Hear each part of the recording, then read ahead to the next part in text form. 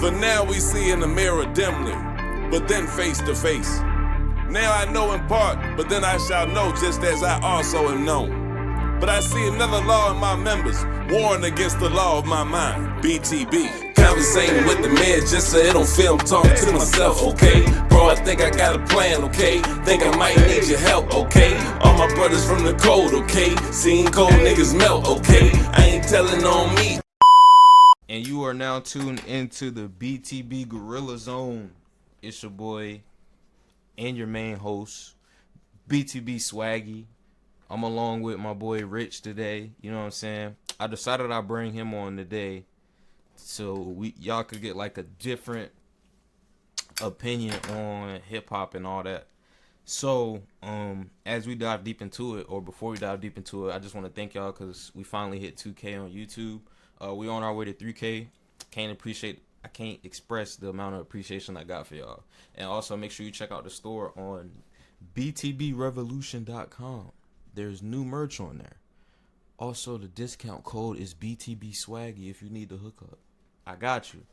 But without further adu, man, we're just gonna really straight dive into it, man. Rich, how you feeling, bro? Oh, I'm feeling good, man. Of course you is.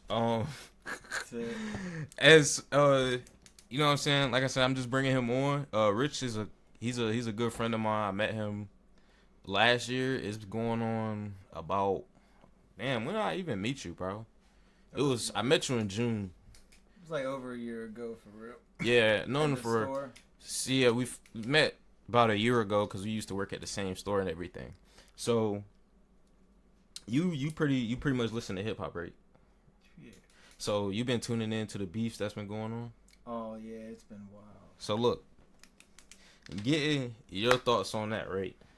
You probably then heard the Kendrick Lamar response and all that. So who you think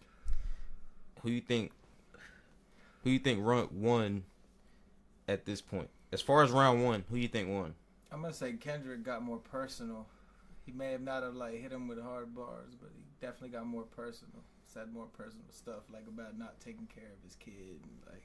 He took some, jabs, some good jabs, some heavy hitting jabs right there. So, you think he did take some jabs, but you don't think Drake took some jabs too, though? Oh no, Drake gave some jabs too. Like I feel like him Drake bringing up didn't the get too fact. Personal yet. I want to see his response to that. I feel like him bringing up the fact of the whole percentage split, like telling people like, nah, like the nigga that y'all really idolize is really giving 50% of his music up to somebody else, and then I think it was crazy when Kendrick came back and was like, nigga, you're signed to like 3 or 4 people.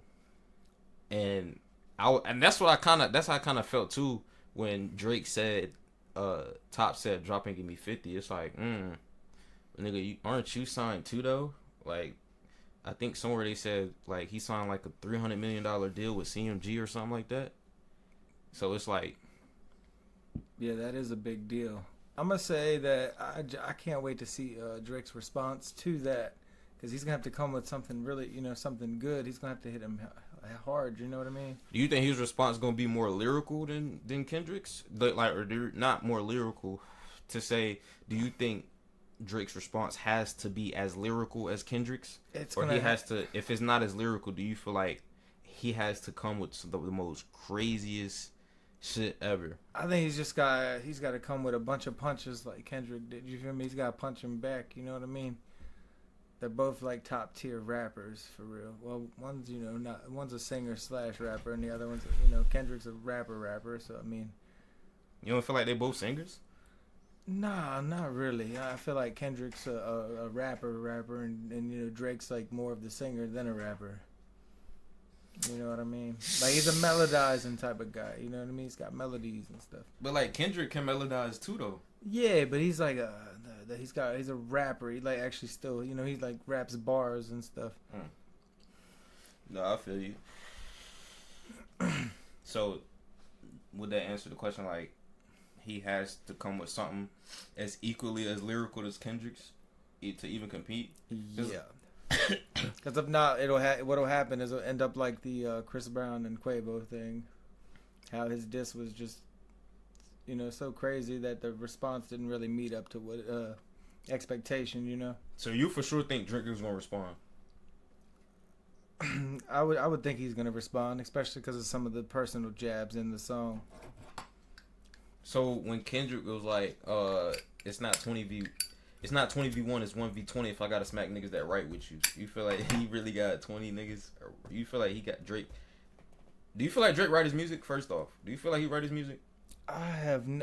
For years and years and years they've said that he has ghostwriters and stuff, but I have no idea, and I wouldn't ever like really say too much about it because I don't personally know. So I Well, can't yeah, of course. say It's just like from all the rumors that you've heard, and it's like, and I bring that up to say this. The one of the responses was AI got it tracked as well, I mean, so everybody, I see a lot of them artists for some reason they all have like reference tracks, and everybody's used somebody else's line and rap. And but have they all used AI in a diss track? No, I don't think so. That is That's wild, what I'm saying. though. So for Drake to use that, and it's like, okay, if you're using AI, it's kind of looking like, all right, bro. If you're using AI now, and you used AI and he used the Tupac version of AI, which is why Tupac's estate is sued him. You know what I'm saying? So it's like, if you're using all that, bro, you're probably gonna. I wouldn't put it past you if you allegedly had people writing for you to come up with some lines, or maybe even the whole fucking song, because now it's like, being that AI came out and it's been proven, like, all right, this is AI.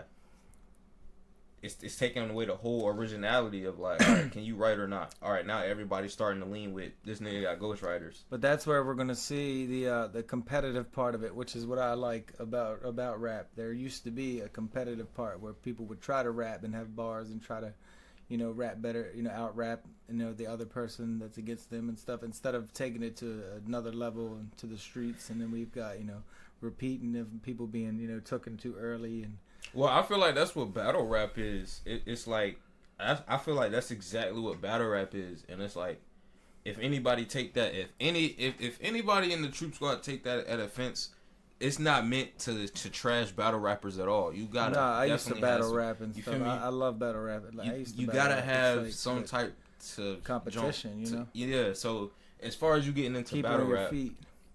matter of fact, how did battle rap even? What made you want to battle rap? As far as like, you can go into a brief. I don't know how much of your life you want to tell, but you can go into a little story time of like.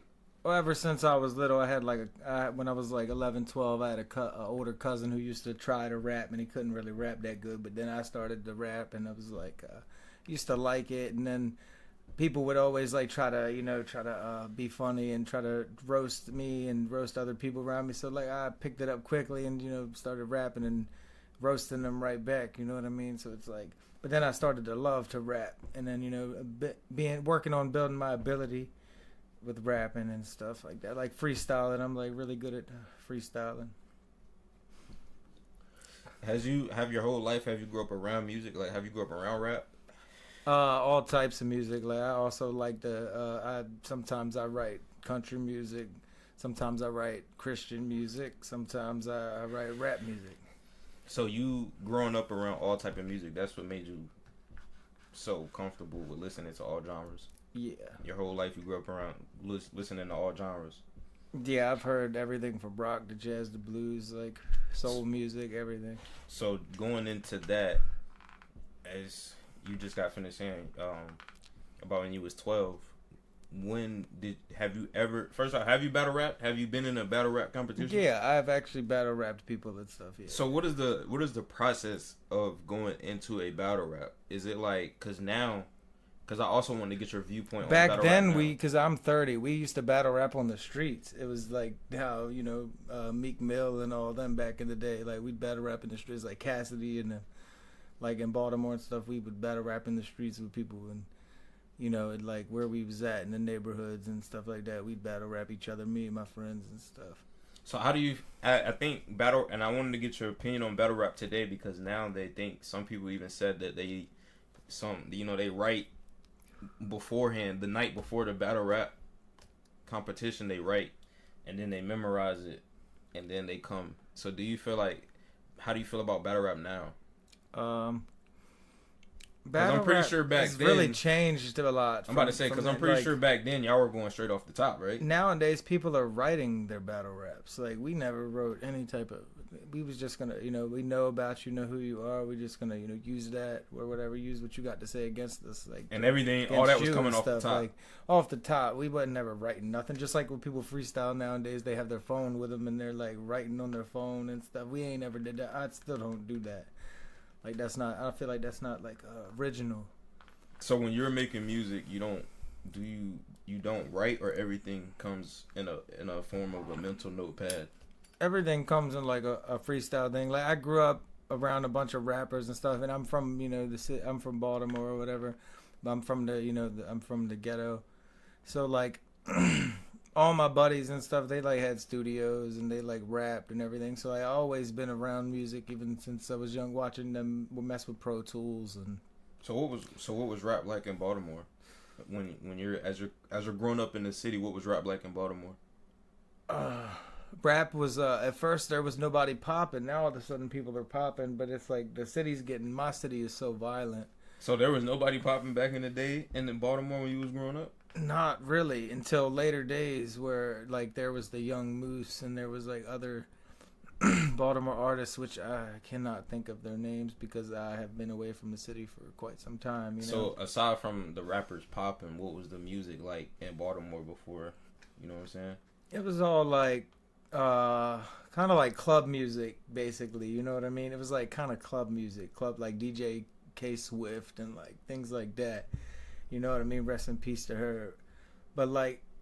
It was like that back then. It was like club music all the time, and that and like there was like you know what I mean. There was that whole era, and we used to dress wild. We would like wear 2 shirts outside, even in the summertime. We'd have a black shirt and then a white shirt that was longer, so it would hang out, and you see, like we'd have baggy ass pants, and like it was just a wild era back in the '90s and the 2000s. We dressed crazy like.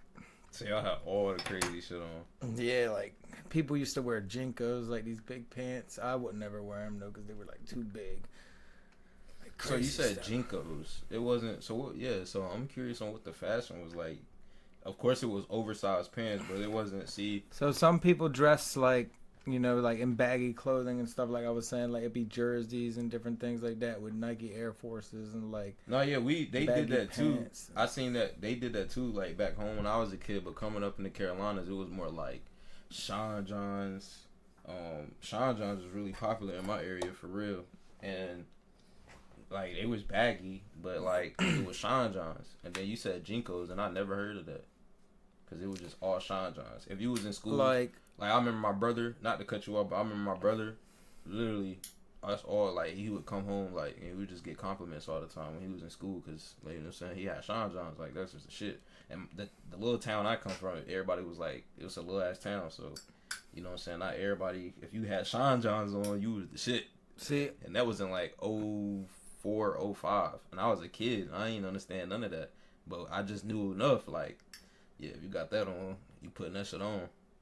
But Jinkos, I never heard of that. But see, I can't remember all the brands we used to wear, like, because South Pole used to be big, and, like, Ed Hardy, and, like, all these, like, jeans that had, animals and these types of prints and holes in them before Amiri and all this stuff got big and all. You know what I mean? We used to dress like that, too. And we'd have shirts that would have, like, the Pillsbury Doughboy on it or, like, a SpongeBob with gold teeth. We'd have, like, these cartoon sketched T-shirts and stuff. Was it still the chain, the low chain era? Like your chain still? Nah, some of us like had chains, but a lot of us like had grills and stuff like that because we were from the ghetto. So like. So it was more of a thing to buy grills than chains. Yeah, I didn't really grow up around a lot of white people. You know what I mean? Like that's what I'm saying. So growing up in the hood, it was more like buying grills. It was like buying grills, and sometimes we'd buy a nice chain or something, or buy some, like get your earrings, something nice, something slight on the jewelry tip. A lot of times you'd be going to the mall and stuff and buying jewelry though, because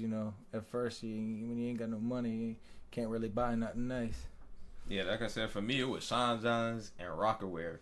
Those are the two biggest joints in the Rockaware. I used to have a lot of Rockaware stuff too when I was younger. I used to go to elementary school in Rockaware. I used to feel good, boy. It used to be hot waters because I used to always get them like in a extra size, like a size smaller. I never understood why. Like, I used to think my mom did that on purpose, but I think, like, at the same time, I don't even know, I was just growing. At that time, I thought I was going to be, like, 6'5", so I was growing a little bit. But I used to put them jumps on, and they used to be, like, the end of the pants used to be above my ankles. And everybody used to clown me for having, like, high waters. Yeah. But they was like, we fuck with the jeans, because we see they Rockaware. But, nigga, come on, bro, you wearing high waters. Yeah, I've had that happen before too. I've had that happen. Like people say that because your pants come up too high, it does that. Like high waters. Gotta love it though. It happens. Parents sometimes get the wrong size though. So do you feel like AI is like taking, because like going back to hip hop, you feel like AI is taking the originality out of the category itself? Well, yeah, because now anybody will be able to make a Drake song or make a, Lil Wayne or any, Eminem, anybody. You could use anybody's voice and make a whole song using their voice, and legally they really can't do much about it. You know what I mean?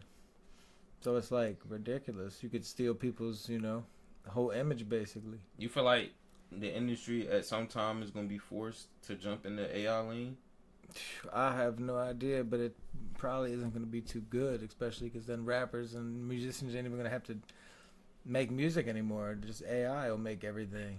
So coming from a person that's freestyling and you tapped into the music world on the kind of like a rapper side, do you, if looking from your position, would you be feeling threatened right now as a rapper? If you Lil Baby, one of the, a mainstream rapper, are you feeling like, are you already side-eyeing? Like, well, are you already treating AI as a threat now? Should you be worried now at all?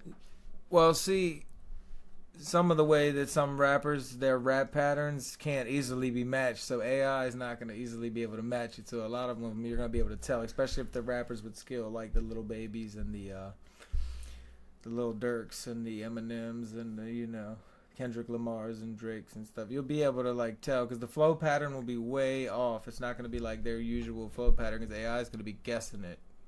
It ain't going to be able to, do it repetitive and do it exactly like them. Do you feel like eventually AI will be able to map those voices though as time move on? Cause I think as time move on, it's going to be able to match their voice, and it's going to be able to. It's already. You can say that, and then somebody could play devil's advocate a little bit and say, well, yeah, if that's the case, then it shouldn't really be doing it for Drake and them already.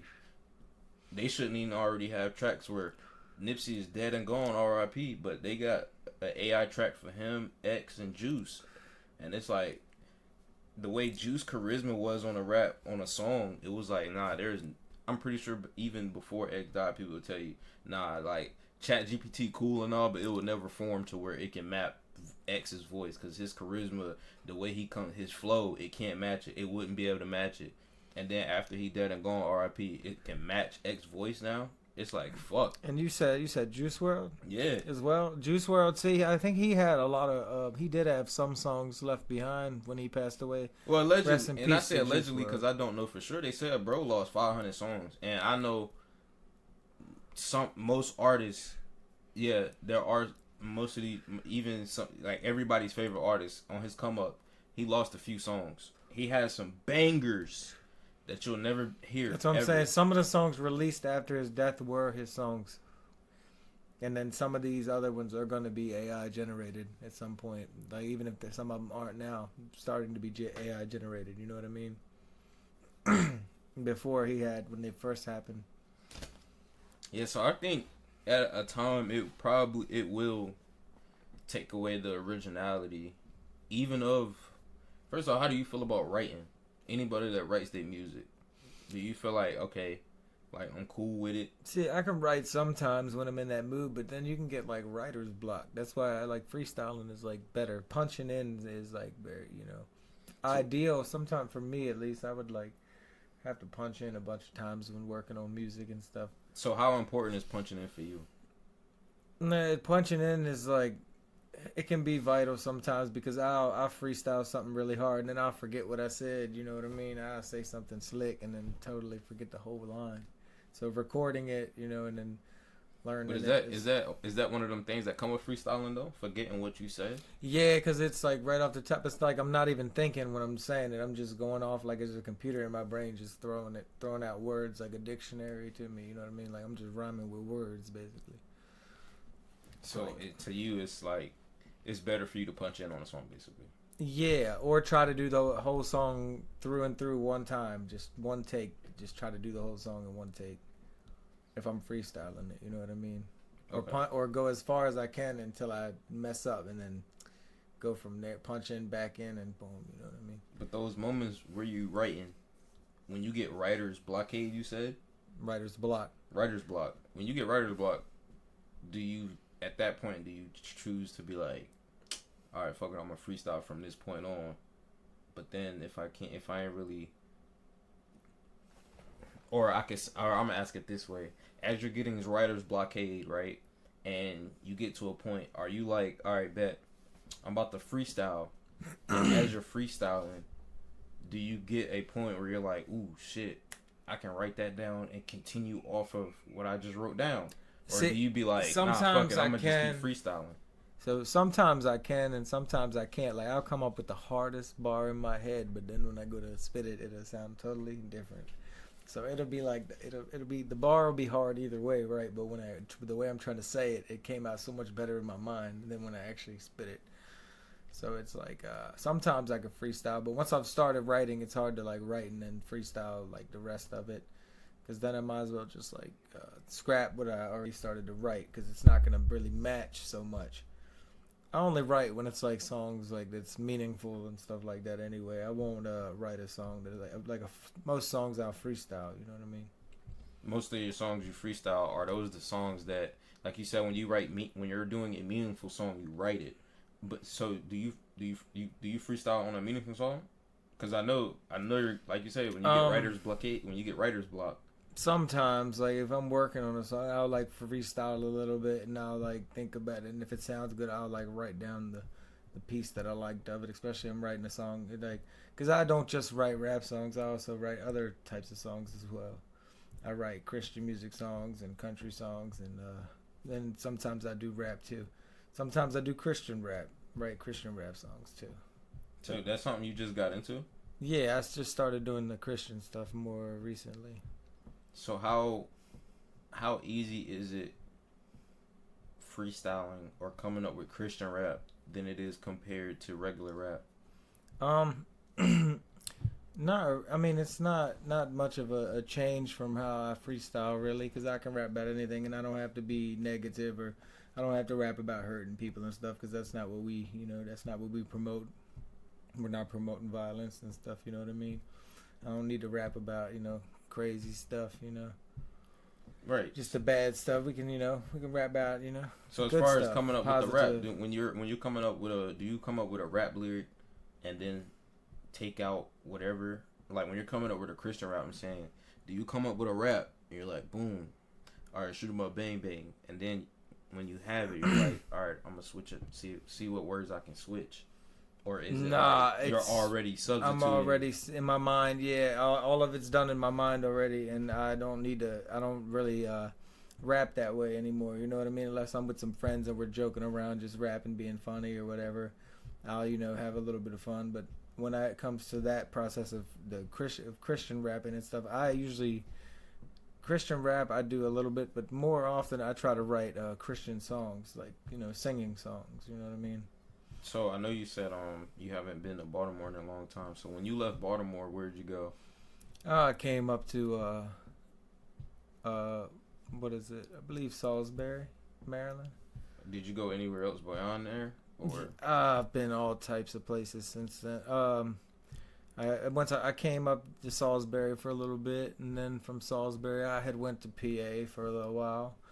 Wind up meeting this girl, fell in love for a little bit, but that fell out because I was, doing, stupid, acting immature and different things. Yeah, we all, you know what I'm saying? We all got our smoking too much weed and different things that I've been trying to get out of my life, slowly and trying to, So I asked that to say this, as when you're coming out, when you're going through these different places, what type of shift are you seeing in the music? Because I'm imagining you're seeing when you go from Baltimore to Salisbury.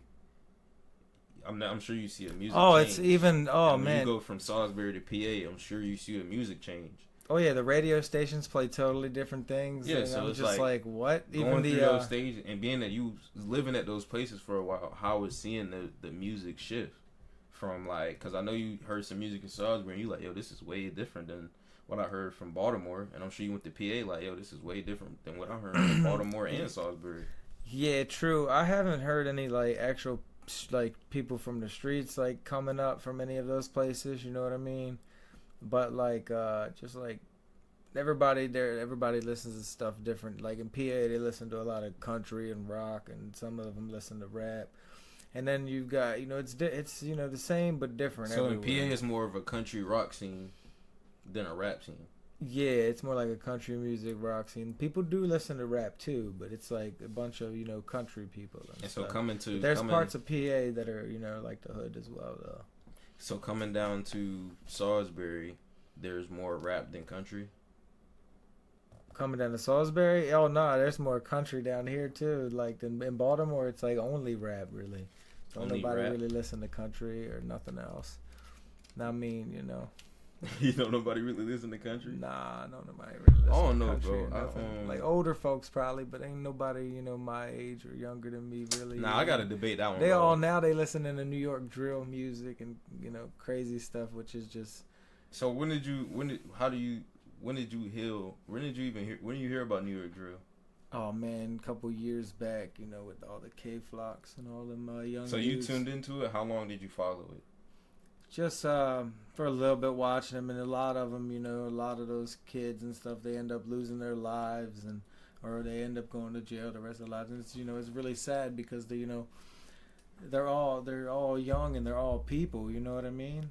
Regardless, they've all made mistakes. We all make mistakes, but it's like it's sad because a lot of their lives are gone or being wasted. You know what I mean? So watching the drill scene, what made you tune into it? I like tune into like all the music media and stuff, like listen to see what's going on in the music world and stuff. So who's your favorite artist? Who was my favorite artist? Who is, if you have one, if you got a favorite one? What, rap artist? Yeah, hip hop artists like. Oh, I've got a few. Even though I don't really listen to rap anymore, I still always have the people that I liked that I listen to. Because I asked that to ask this: is any of your favorite rapper in the hip hop beef right now? As far as Kendrick, Drake, nah, one of my favorites was I had listened to a lot of Rio the Young OG for real. I like him, and RMC Mike is cool too for real. So you went over to the Michigan Flint scene. Nah, I always like Detroit rappers and stuff, but like myself as a fast rapper, I kind of rap like that, and I have since I was young. I kind of have like a flow similar to that. So are you an Eminem fan? I did like Eminem growing up or whatever. Eminem's, he's a good tier rapper, but I always like Lil Wayne's always been my top favorite, and always will be my when it comes to goats. When we talk about a goat favorite, I'm gonna go with Lil Wayne. Eminem's up there too, though. Eminem's up there too. I put him as like number 3. So Lil Wayne is your favorite, and then after Lil Wayne, I'm gonna have to say. So as far as number 1 is Lil Wayne, number 2 is who? I gotta think. Because we're doing top 5. Oh man, I'm gonna have to go Method Man because I used to love listening to Method Man. And then we'll put Redman as number 4 because I liked Method and Red too.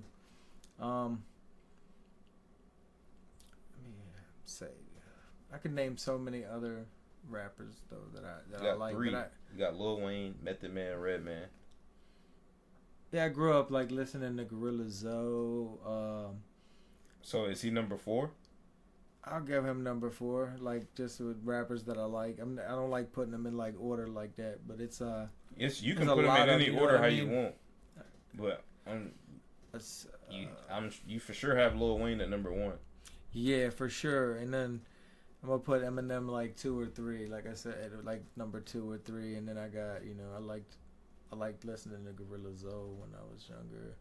And Man, I've listened to so many. Like I've listened to, but things change now. But I used to listen to, Ti and Young Dro, and like.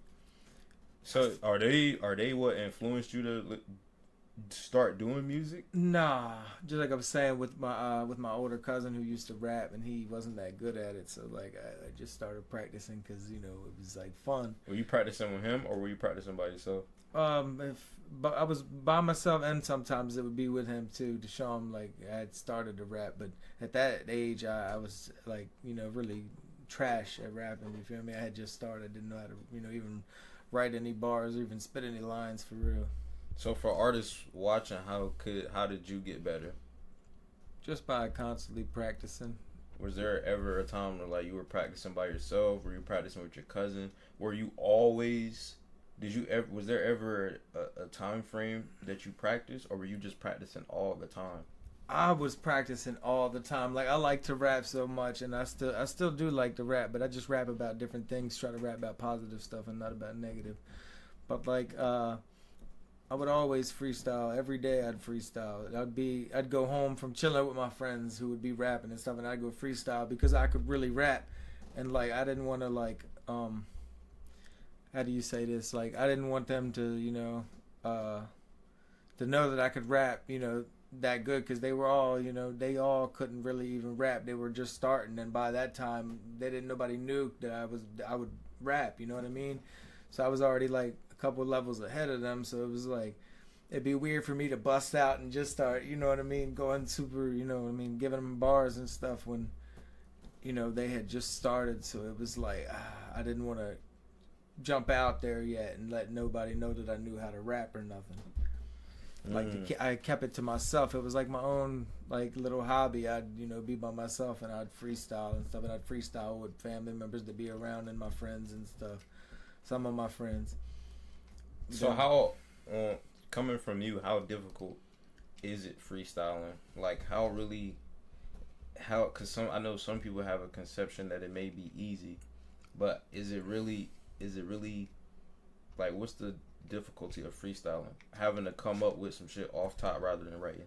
It used to be really hard, but now it's like not that hard anymore to come up with something. Like a lot of people tell me when I be messing around with them, they're like, "How come you don't record stuff?" I'd be like, "Because that's not what I don't think that's what God wants me to do right now." You know what I mean? I don't think that's the path that God's taking me on. To be, so how hard was it back then? What was it like back then? Back then with freestyling, it was just much easier because I would do whatever I wanted to, and I'd rap about my lifestyle and the way I was living, rap about negative and all the things we would do. So back then, would you say it was pretty easier coming up with the words in your head when you were freestyling? Yeah, basically because we had been through so much struggle and so much pain, you feel me? All of us that were from the ghetto did. A lot of us died and didn't make it, A lot of them didn't make it to see 21 years old or nothing like that. A lot of them died young or became male prostitutes and different, like, crazy stuff you can't make up, you know what I mean? And this was all in Baltimore in the city? Yeah, all in Baltimore in the city, for real. So, of course, being from the violence, it was you, because like you said, you came in the hood. Can I say, like, where in the hood?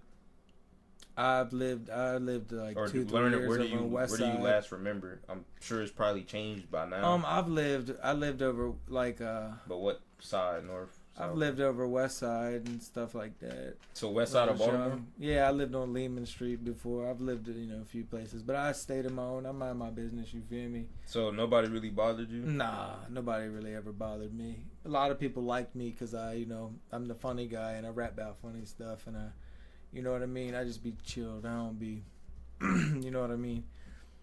I don't be giving nobody trouble or nothing. We don't. So you wasn't. So you was. We peaceful. Right. So where we from before, when I was younger, we didn't have peace, or we didn't live like that. We used to all fight, and people would shoot and kill each other, and it was different when growing up. You know what I mean? Like after we got to a certain age, it's like you realize nobody else really made it around you, and everybody else is gone, or their lives are ruined already. So it's like try to settle down, you know, try to, you know, be peaceful, you know, need to be beefing with people no more, and like. So I want to know, like, what what turned that switch on for you? Cause nigga knowing you for a while, you haven't been an angel all your life, but was it like, nigga, you? But what flipped that switch on for you?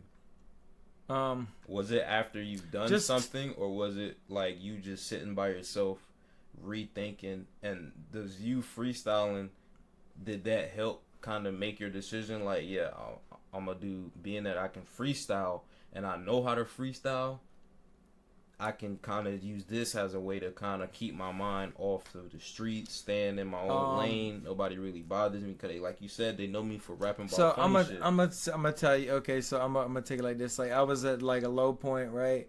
And I was working at like a Royal Farms, and my ex, that girl, the girl that I had loved at the time, we had just broken up and everything because, like I was saying, I was immature and, you know, smoked too much weed, and like I've been getting rid of all the stuff out of my life that I've been dealing with. And like, I was at a low point, and I was working at this deadbeat Royal Farms that would get robbed all the time, and people would, you know, like armed robberies and steal every time. And I'm just like, man, I don't want to. I'm like, man, then I can't do nothing about anything. I'm just like trying to get out of here at this point. I'm like, man, I don't want to be in a place like this. I'm like, I've lived my whole life in this. I'm like, there's got to be something, you know, better than always having to, you know, have to worry about having a gun, or, you know, having to worry about protecting yourself. And it shouldn't have to be like that. You know what I mean? That's why I try to, you know, I'd more like push peace, you know. We all people. We all bleed the same. Everybody's a person. So I don't wish death on nobody. It was basically after your ex-love left you, that's when you wanted to kind of like turn the leaf. Yeah, like get my life straight, because I was, you know, living for me, and, you know, plus, you know, with God and everything, you know, learning more about God and everything in the path and things that I had been doing in my life that was, you know, that it wasn't right. Like, I ain't never done drugs or anything, but, you know, I ran the streets, you know what I mean? I used to, you know, at some points I sold drugs, would sell weed. It was doing, you know, crazy stuff. We've stole cars. We've done all types of craziness when we was young. Right.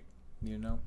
So, you know what I'm saying? That, like you said, you grew up in the hood, so that, I can imagine you got yourself involved in that type of stuff if that's all what you seen, or that's all you was around. I mean, you know what I mean?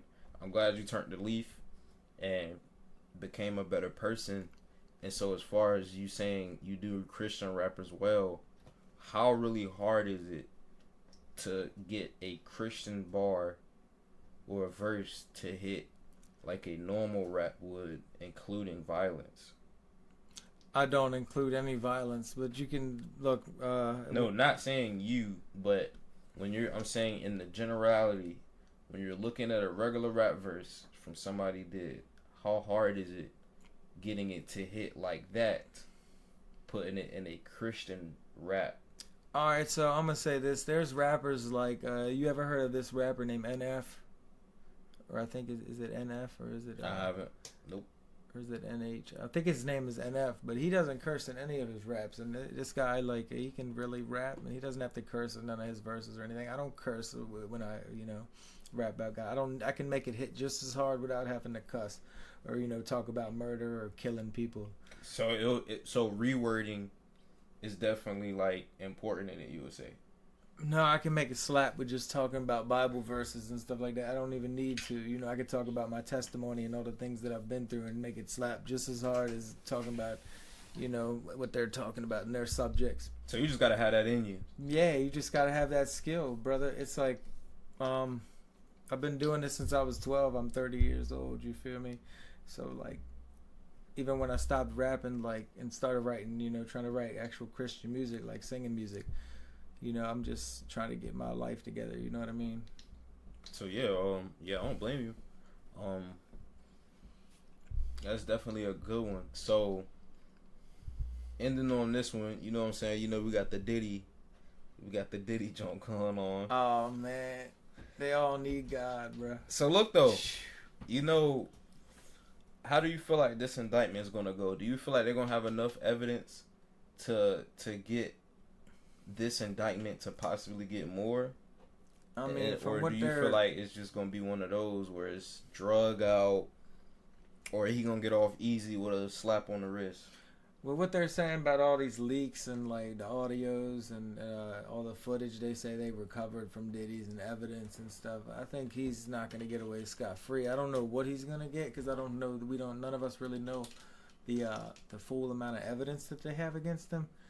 But like once all that stuff comes out, we'll surely know if they're going to fry him, because they may fry him and make an example of him because he's like a mogul. You know what I mean? So, what's your thoughts?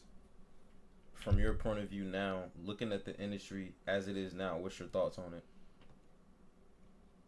There's a lot of things getting exposed this year like crazy, and then all these beefs and rap disses. I mean, a lot of the competition is healthy as long as it doesn't end in anybody being killed or anything, you know what I mean? Because it's one thing to say, you can say anything you want, you know what I mean? But to act on it is a total different thing, you know? Well, yeah, they've been doing that for like 10 plus years though now. Like you said, drill rap, it's been going on. It popped up on our radar in 2012. And that's when, you know what I'm saying, everything was gangster rap. Like, everything was basically like drill rap. And everybody was getting killed behind that. So that's been going on for like 10 years. Yeah, and that's one thing I'm going to say. I do not... what people do is what they do. I don't judge anybody, you know what I mean? I love all people, but I do not believe in dissing the dead. I will not diss the dead myself. I don't dissing the dead is, it's a low blow because that person's already gone, you know what I mean? Whatever beef y'all had, that should have been settled at that point because that person is no longer here. So you don't gotta keep bringing it up, you know what I mean? Yeah, that's the only thing I disagree with it, you feel me? I'm glad I got your view on that one. But like, yeah, it happens. I wish it didn't, but like, yeah, it happens. But yeah, that's really about it. Unless you had something else that you wanted to throw out there and talk about, and then end with a closing message. I mean, I just say like push peace. You know what I mean? I mean, a lot of these people, they've been beefing for a long time, and it's not going to happen. And either way, I don't judge none of them, and it's all love to all of them, you know what I mean? And we all got lives to live, you know what I mean? I don't wish nothing bad on nobody. I'm just hoping they all, hopefully God blesses all of them, you know what I mean? So, that's the end of message, Troop Squad. We'll catch you in the next one. Also, Go Ape dropped 2 days ago. Make sure you go check that out. Also, you make sure you go check out the store again. Discount code B2B Swaggy at the b2brevolution.com. And yeah, that's where the Spotify and everything else is located. And you could also be able to check out the most other recent interview that we did with Mr. Robert Kiesling, including Discredit Citizen and his newest release, The Last Resistance. So Troop Squad, make sure you go check that out. And it's been your boy BTB Swaggy, along with special guest Richard. And yeah, peace and love to everybody.